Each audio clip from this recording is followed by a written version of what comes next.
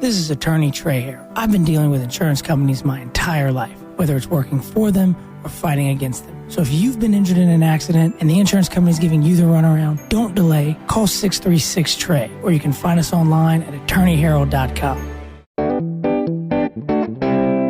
Hello, and welcome to Harrell Squared. This is me, your host, Attorney Trey Harrell. As always, is my dad, Bobby Harrell, former Speaker of the South Carolina House, and it is great to be back. It's great. We didn't get canceled last week. We did not get canceled last week. Hallelujah. Yeah, so we got that going for us. But I think we got a great show for y'all today. We're gonna talk a lot about 9/11 because that's what's coming up. Of course. That'll probably lead into some Afghanistan comments, and the biggest news in South Carolina these days are the Murdaughs, and we have relationships with them, and so I'm sure we're going to dive into that a little bit. But I think we should, and then of course, as always, we're going to hit up our shameless plugs. Absolutely, and I've got a really good one for everybody. Stay to the end. I got a shameless plug. You got a shameless plug. I might even let your shameless plug be my shameless plug as well because it's so good. Okay. But yeah. But just quickly breaking down what we've got college football coming up. Cox are playing ECU, and the big question that I've heard on the radio and talking about and hearing people talk about, there's kind of two scenarios. One is the QB issue, and we'll come back to that. But what my thought is the ECU game a season-defining football game? No question that it is. And before even I talk about that for a second, I have to say I was shocked, surprised, but pleased for the coach at ECU when I heard that hanging in his office is the Citadel's, what do you call the formation at the end of the game? What do you call it? The very end of the game when you line up to make sure that take the knee. Yeah, taking the knee. Basically taking the knee, right? Victory formation. Victory formation. That's what I was looking for. He's got a picture in his office of the Citadel in the victory formation the year they beat us. Now, I don't like the fact that they beat us, but hey, you got to tip your hat to the guy that's the picture hanging in his office. You do, and hopefully that is a little bit of locker room fodder for the Gamecocks this week. No question about it. No question about it. And frankly, the Gamecocks have to win this game. I mean, if they don't win this game, and then they go to Georgia next week, I mean, it gets harder. The schedule gets a lot harder. We're not like our dear friends up the road who had their hard game to start the season, and nobody else they play had more than 8 wins. Half their schedule had less than 6 wins last year. So it's not quite like that for us. So this game really matters a lot. It really does matter, and but it also matters because it's funny. I was listening. Remember Ryan Brewer, number 21. We love that guy. Mr. Football in Ohio. Mr. Football in Ohio, and nobody would recruit him, so Ohio he came State down here. Recruit him, right. Yeah, thank you, Ohio State. Yes. It's the only person I don't want to go back to Ohio. Right? No, I'm kidding. But he said that this is the biggest game of the season. Very similar to what you said, because the next game, we have to get back to the mentality that the next game is always the biggest game of the season. That's always, true. Regardless. That's a good point. Eastern Illinois was the biggest game of the season. Yes. ECU is the biggest game of the season.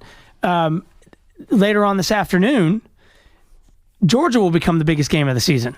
Right. You know what I mean? That's right. That's exactly right. It's that kind of scenario that you have to keep in mind in doing that. And because it's season defining, because it's the biggest game of the season, let's move into the next thing that everybody wants to talk about in the quarterback, quote, controversy between Zeb and Luke. Who do you think should start? It's hard. My gut tells me that you start Zeb. The only problem is that he played against much lesser competition, but still he threw, I forgot how many passes, with 0 interceptions and 4 touchdowns. Yeah. I mean, it seems to me that that a guy has that hot a hand, you at least let him start the game and see how it goes from there. But and even though Luke was a starting quarterback last year, just because you're the starting quarterback last year does not give you a lock on it this coming year. He went down. I hurt for the guy with his foot getting hurt. But Zeb took advantage, I don't mean that in a bad way, of the situation, of the opportunity, right, and killed it on Saturday. I'll say that I'm glad we didn't talk about this. This is something we didn't talk about before because I like a lot of times when you and I are on opposite sides of the coin in this because it makes for fun discussion. And you're wrong, by the way, but go ahead. That didn't sound familiar from my childhood. No, I'm kidding. The Luke scenario is if Luke Doty is so good because all we've heard about is Luke Doty is the guy. He's the future, and he is the guy. And if a graduate assistant who was replaced by a true freshman and replaced by another guy. Now, mind you, the other guy who was replaced was the third-round draft pick for the 49ers, so I get why that guy replaced any quarterback. Right. But he really hadn't started other than a little bit at Iowa State, and he can come in and do it. Then we've got a whole other issue on how we're recruiting our players and how we're going and how we've evaluated players. Because if Luke Doty was supposedly the second coming of Connor Shaw, in essence, exactly, which I hope he is, and I believe he is, and I think he is. That, yeah. And all they were up on him in spring practice, because remember, Beamer crowned him the starting quarterback, because we need to rally around him and do all that beforehand. Before the season started, and now he's just going to lose this position to a grad assistant. I think that's showing some deeper issues for South Carolina. But I think it's great news that you got two quarterbacks, both of whom can probably play. And I think that is fabulous news. When we start watching this game later, or when we watched the game earlier, I won't be disappointed if it ends up being Luke that starts at all. But when you ask me straight up, what should you do? My first gut reaction is you stay with the hot hand. Stay with the hot hand, and you believe, based off of the way he was playing, that Zeb earned the right to keep going. And the only caveat I put on that is that it was Eastern Illinois. Right, yeah. So, we'll see. But who knows? But going from talking about one weak opponent, and as in Eastern Illinois, to the other one, at 5 o'clock today, those folks from the upstate, the team that shall not be named, no, I'm kidding, Clemson, takes on the powerhouse SC State. Yeah, I tell you, I love what I saw Buddy Poe on television. Yeah. I forgot which network or whatever, but I was watching him be interviewed, and he actually said, "I hope we can get over our loss, but I think Clemson might be pretty mad coming into this game." Yeah. And my thought was, you think? Yeah, exactly. Talking about their loss last week, they lost 42 to 41 to Alabama A&M. Yeah. And so, it's funny, adding on to what you said, I saw that Buddy Pugh said that I wish they had scored 40 points. Can you imagine how those guys feel right now? Their attention to detail this week, as good as those football players are and the pride they have. That's a very good point. And my assistant went to Clemson, and has been saying the same thing, that she feels bad for SC State, because it's just one of those things that there's a message that has to be sent by Clemson.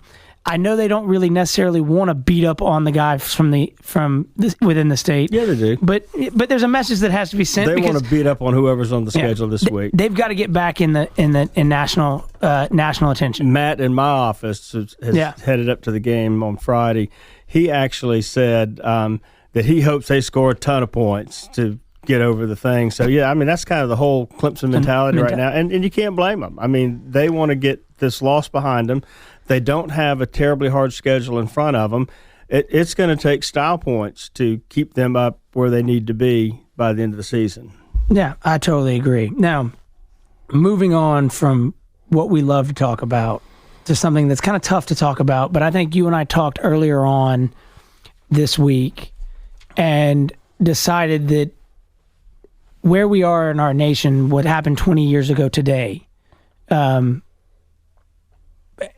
it still is so fresh in so many minds, and really brought up a lot of memories, particularly with the 20 years ago, that I figured let's just have a candid conversation, you and me, about 9/11. All right? Absolutely. Actually, well, let's start off with this. 9/11, where were you when it happened? I was in my car. I was on the way to Columbia. I was chairman of the House Ways and Means Committee in the South Carolina House. We had met the week before dealing with a governor's veto and redistricting, and Jim Hodges was governor, so we were trying to override his veto. We failed. And so I was just going up. The session wasn't quite over. We had left the opportunity for us to come back one more time if we needed to. And I was headed up to Columbia to do preparatory work for if, in fact, we came back.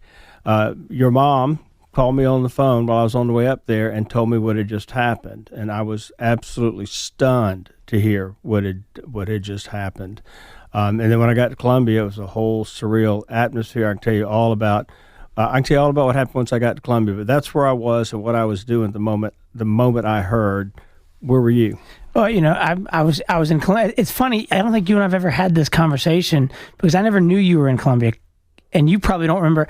I was in Columbia when that happened. I was a freshman at the University of South Carolina, and I remember when I heard it. When I heard what was going on, I was in Laborde dormitory, which used to be called the Towers back then. Yep. And they're no longer there now. They're a very, very nice building, and they've made all the dorms much nicer. But they're now the Honors College dorm, and they definitely weren't back then. They weren't back then. And what's funny about those towers, what's funny to keep in mind is you lived in the towers as well when you were there in the 70s, and I'm there in 2001. So that's a very funny little caveat. But what wasn't funny was we're standing in there, and I was in the bathroom, getting ready to go to class.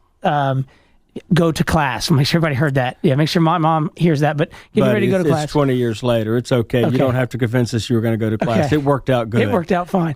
And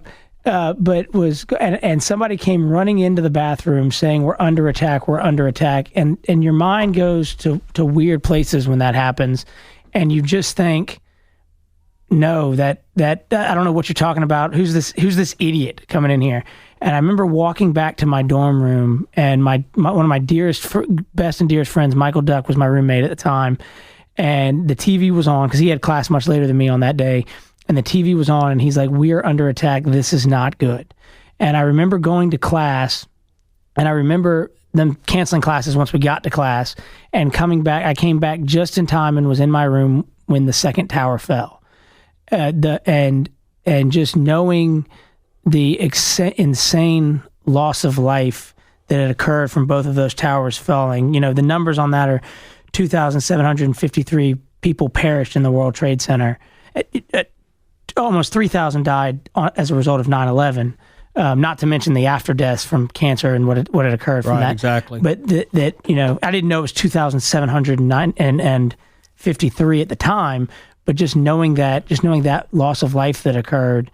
And not being able to understand. I mean, I'm an 18-year-old kid at the time. Like, I don't understand what's going on in the world. I don't understand why this is happening. And I was fairly sheltered. After we sent a lot of 18-year-old kids over there who didn't know why this was happening. And there's a couple of things to that. One, we actually never have talked about what each of us was doing on that day till now. Right now, yeah. But your mom's told me that you called her on your cell phone. Apparently, we had cell phones in 2001. I don't remember. Couldn't text, but yeah. Right, couldn't text, but you could call. And that you and Michael were sitting in your dorm room reading your Bible at that because of the events that just occurred, and that felt like a secure thing to do at that point in time. Yeah, it was. I mean, that was a very scary time. Nobody knew what was going on. Nobody knew where we were. And I can remember being in Columbia and not understanding the gravity of why the Pentagon was hit and why the World Trade Center was hit, and thinking there are more attacks coming. Looking down the street, there's the Capitol building right down the street from my dorms. What's going to happen? What's coming? Like, who knows? And funny. Luckily, President Bush, in vast contrast, I don't want to beat up on Biden for the sake of beating up on him, but I want to say this. Not on this date. In vast contrast to a lot of other leaders, President Bush got on the microphone from an Air Force base, an undisclosed Air Force base.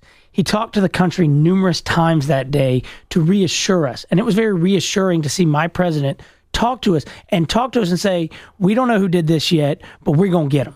That's exactly what he said. That was reassuring. And that let the rest of the world know that, hey, we understand you messed with us. We're going to figure out who messed with us and handle it. And that made me feel good as an American. And oh, by the way, we did get him. Yeah. I mean, he took out Osama bin Laden.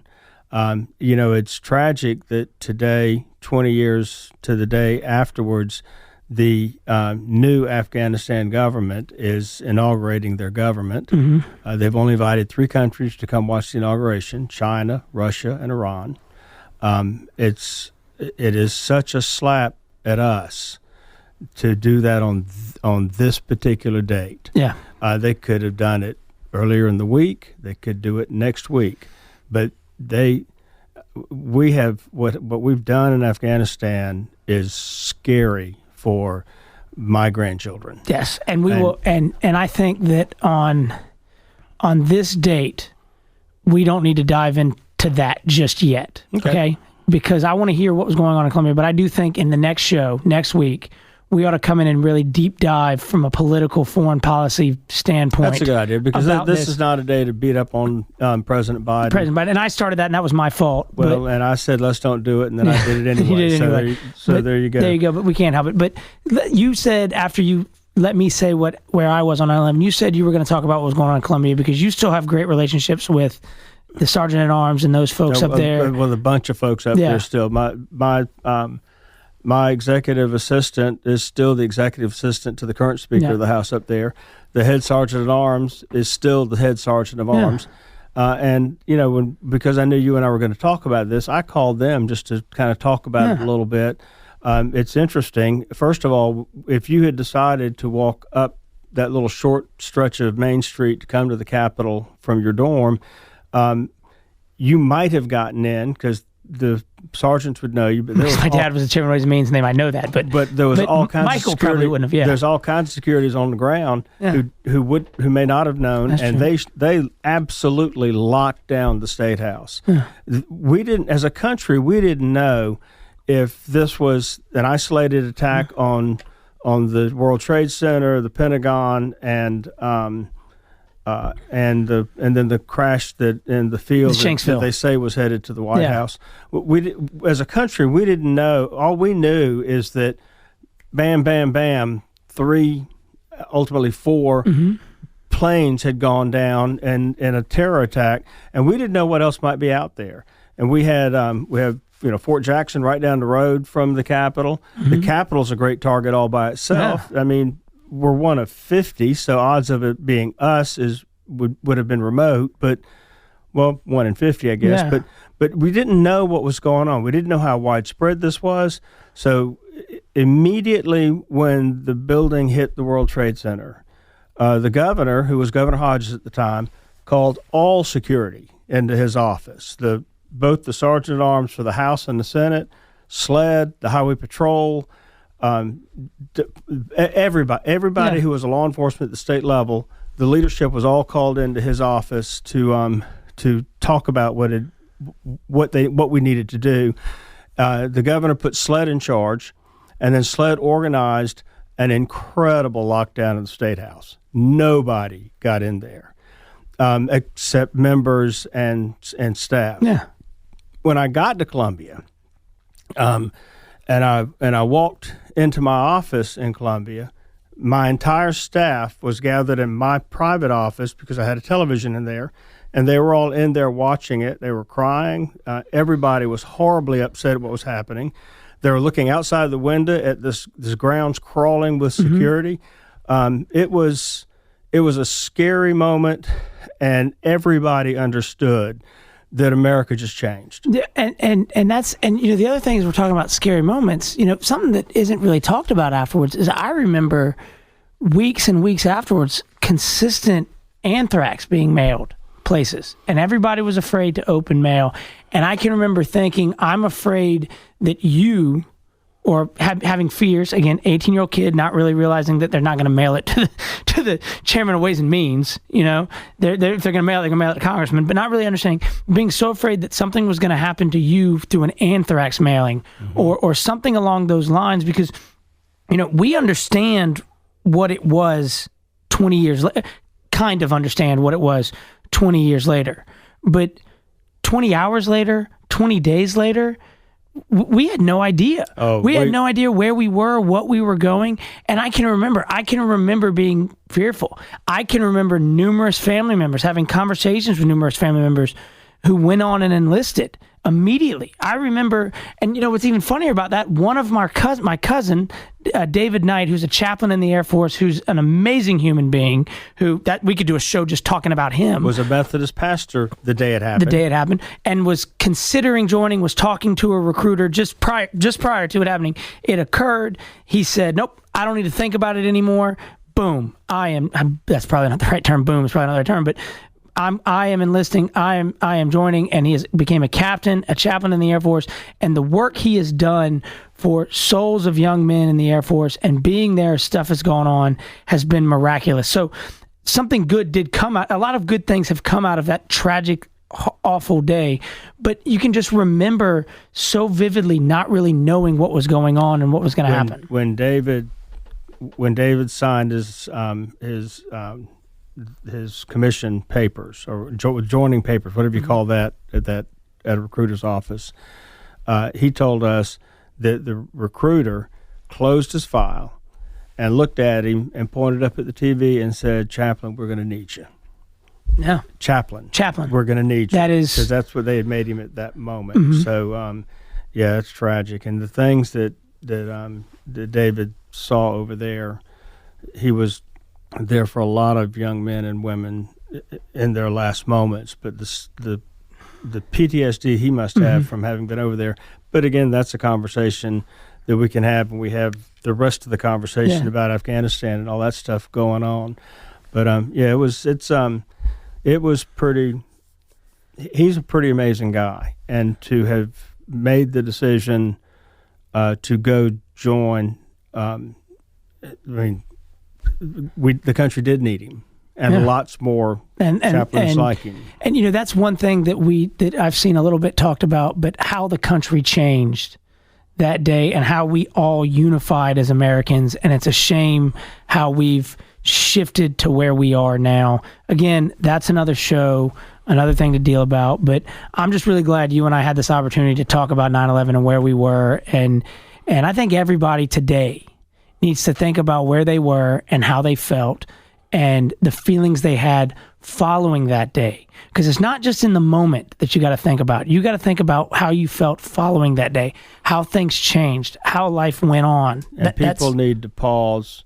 I know it almost sounds cliche-ish to say, but people need to pause and thank God that this is the country we live in, and not a country that sends that kind of violence out to the rest of the world. So it is a day to reflect. It is a day to be thankful, quite frankly. Yeah, and as we start to wrap up, we've got shameless plugs that we've got to get into, which is really weird shifting that. But I want to make a quick comment about the Murdaughs, because everybody's been asking us about what we think about the Murdaughs.